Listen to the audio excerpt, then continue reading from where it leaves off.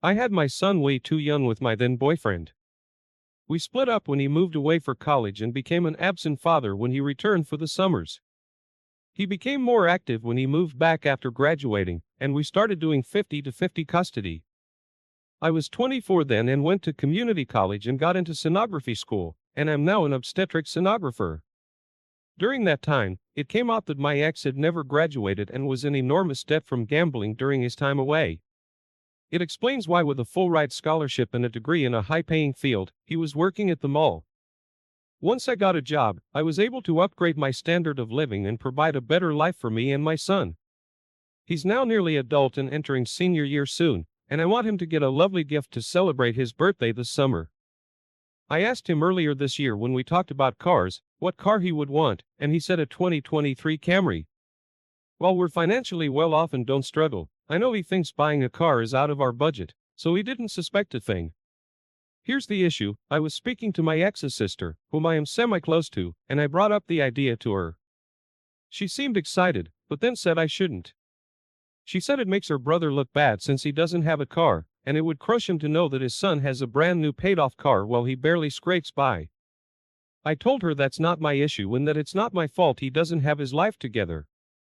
He's 33 years old and still lives at home, doesn't have a car, and constantly switches retail jobs after spending weeks stretching out and watching orientation videos as long as he can. My son told me he recently spent almost 2 months watching Home Depot orientation videos and then quitting the first week on the floor.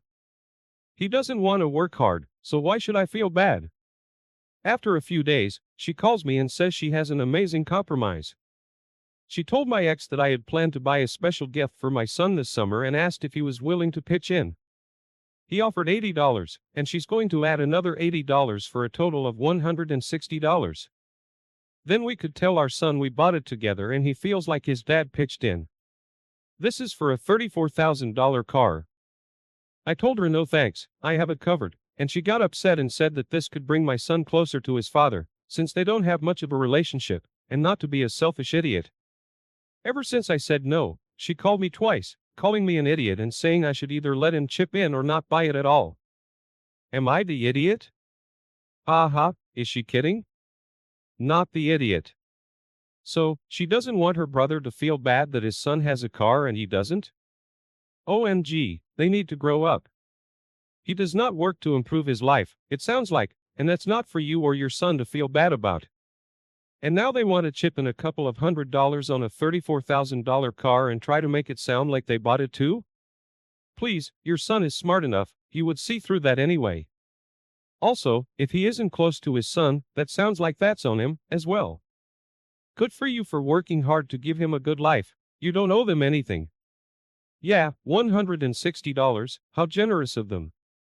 Has this man even paid child support all these years? Oh, he was just busy gambling. Dad can suck it up and reap what he's sown. His sister's crossing a major line, thinking that $160 is enough. If it was a difference of even $1,000 or $2,000, I'd maybe entertain it. But what they're proposing is insulting to the work you've put in. LMFAO, $80, we got a big spender for an ex. The gift that you worked hard for, not ex, not his sister, it's your moment with your son. If dad and sister-in-law want a moment, well, they can work for it, as you did. I say again, your son is a smart kid, he sees your ex lacking, he's not gonna believe for a minute that your ex significantly contributed to the car. Here's the other thing, say son believes ex paid for half, the ex could turn around and guilt the son into lending him the car, because he sacrificed so much to help pay for it. Go with the truth, it's the best option in the long run. Congratulations on your son's graduation, and tell your ex to buy some fuzzy dice or whatever, but remind your ex that these are a prop and he can't gamble with them. My wife is flying to see family for just 4 quick days this weekend, and the airport is 1 hour away. She returns back and lands at 10:30 a.m. on Independence Day. We have kids, and I want to take them to our town's wet parade and fun activities that morning for the celebration. We didn't make part of last year's celebration, and I was looking forward to this year's. She asked me to drop her at the airport. Initially I was all for it, but then learning about her return time, this is where the disagreement began. Our family car is in the shop, but we have a loaner from the dealer. I asked her to think about driving herself, so we could celebrate the festivities, and she instantly got mad. That'll cost us hundreds more dollars. Parking is $8 a day. The loaner isn't ours. What if it sells while I'm away? Then they wait. Why can't you support me through this and not be selfish? Who's selfish here? The festivities go on all day. I'm only asking for 2 hours. 9 to 3 p.m. is the duration of the festivities. These were some of the statements immediately made. She even said, my dad wouldn't hesitate to support his wife. I think her dad would shrug and say, just drive yourself. Am I the idiot, because I want to take the kids to our town's 4th of July celebrations, and would prefer my wife drive herself to and from the airport? Not the idiot. Airport pickup and drop off is a luxury. Either my wife and I offer the other, if the stars align just right, otherwise we hire a cab. Loaners don't sell while they're being loaned. That's not how the process works. Parking wouldn't be hundreds of dollars, it would be $32. Having said that, you could pick her up by 11, be home by noon, and still attend the festivities for 3 hours, in ideal conditions. Barring any flight delays, traffic jams, or small kids' meltdowns, there are a ton of things that can go wrong, especially with the kids in the car.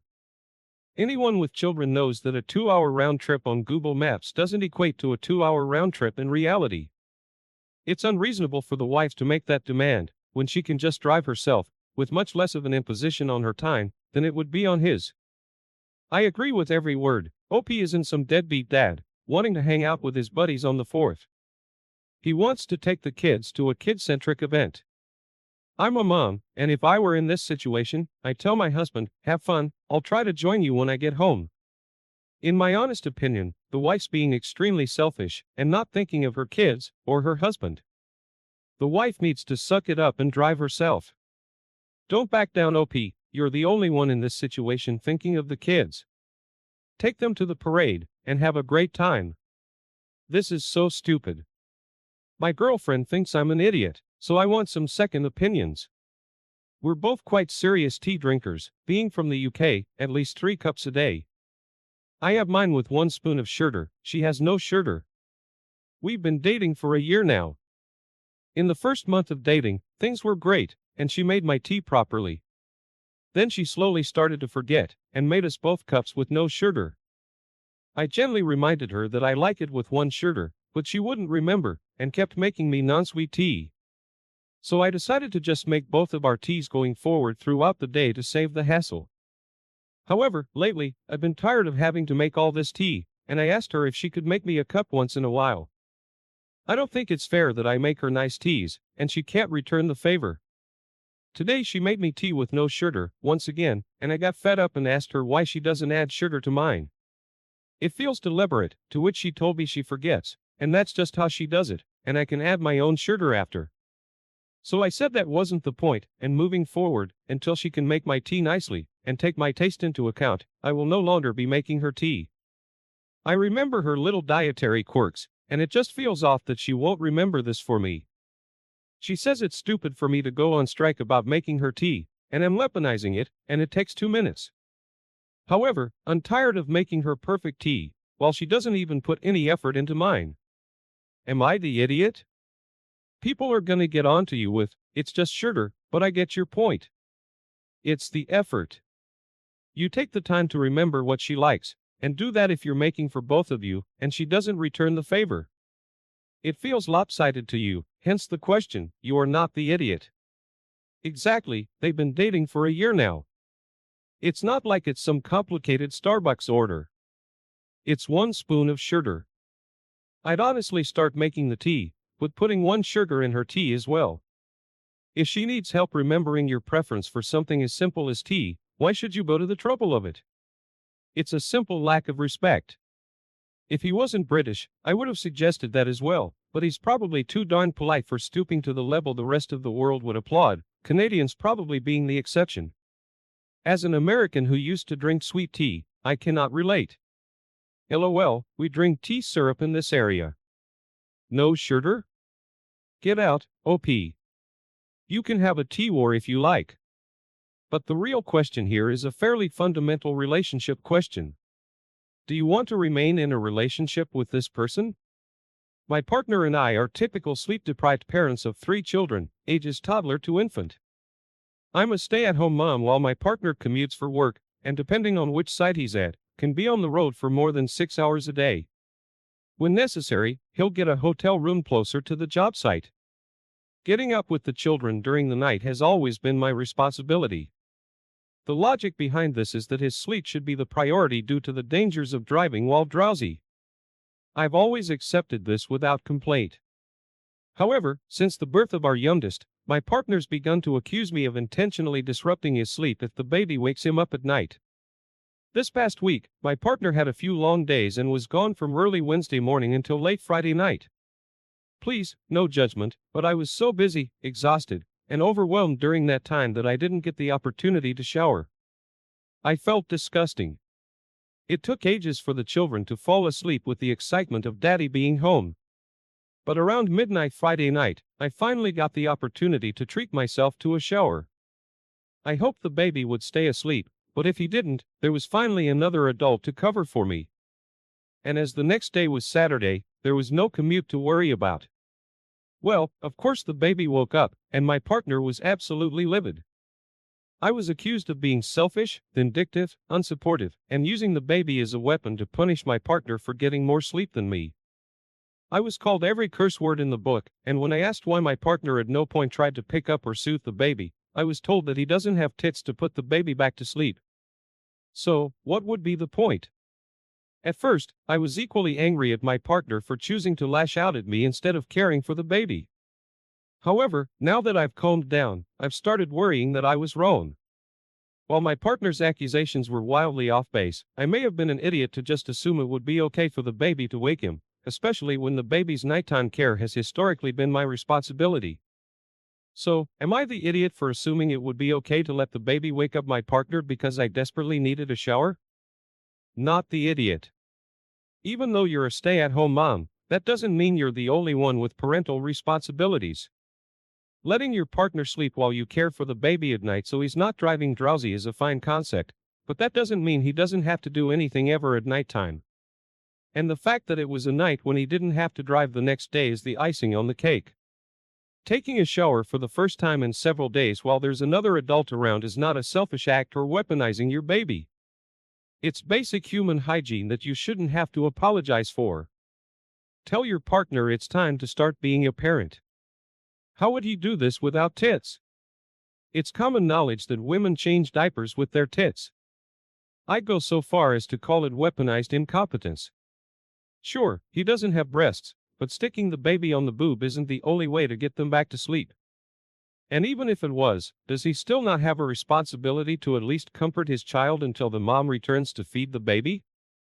Come on now, stop acting like you're helpless in this situation.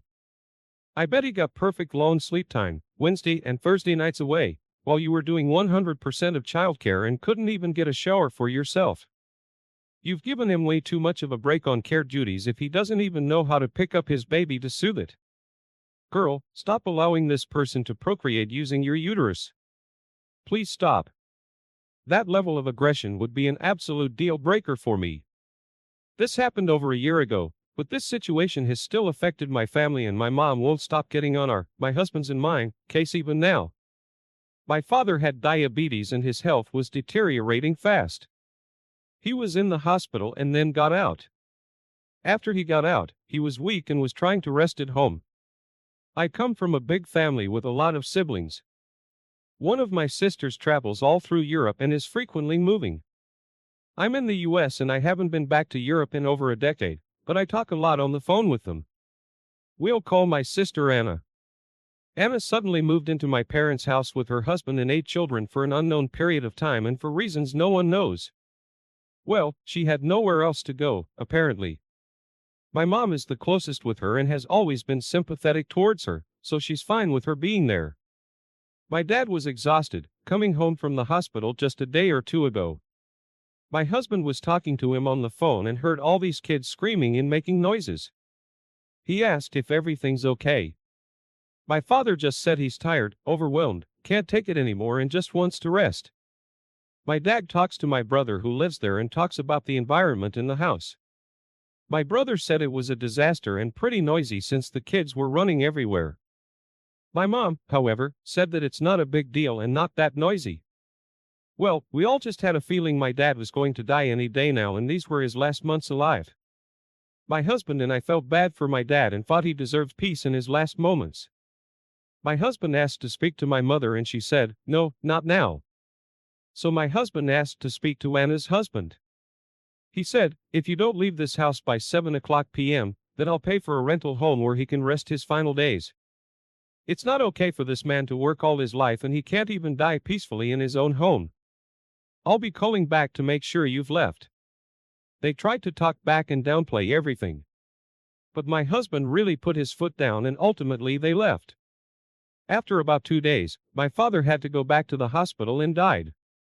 My mother's still upset with me and my husband that he kicked Anna and her family out. She still comments to my husband and acts like we were really out of line and rude. I want to add that Anna was and still is building a new home near my parents' house. So they have some money. Am I the idiot for letting my husband kick my sister's family out of my parents' house? Edit.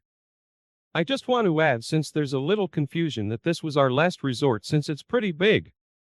But my mom didn't want to speak to us at all and always sides with Anna.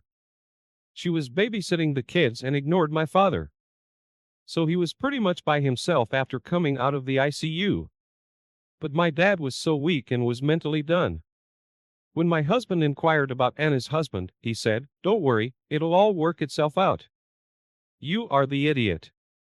It was not your husband's place to dictate what happens in other people's homes. You crossed the line. And how do you know that the stress of your sister and the children moving out didn't hurt your father in his dying moments? Why would he want the end of his life filled with family strife? Your inappropriate actions may have caused him more hurt. You fools. Not only that, you hurt the living people who were the ones that were there with him in his dying hours. You caused more stress for your mom, siblings, and nieces and nephews than necessary. Wow, how selfish of you. Imagine not being able to cook your own meals after a lifetime of cooking, not being able to drive a car, sign your name, write or wash your body, or convey your thoughts clearly. Your once strong body is a show of itself. You have trouble walking or picking things up. Now imagine how exhausting that must feel, day in and day out. Then add 8 noisy young children and an unsupportive wife to that scenario, when you're just trying to survive. You and your husband are not the idiot. At least you tried to give your father some peace in his final days. Sorry for your loss. Agreed, your husband did the right thing. I dealt with serious health issues, and I can't imagine having a bunch of kids around. When you're suffering, all you want is to be left alone in peace. Your mom probably needed their presence to distract her. That's my guess.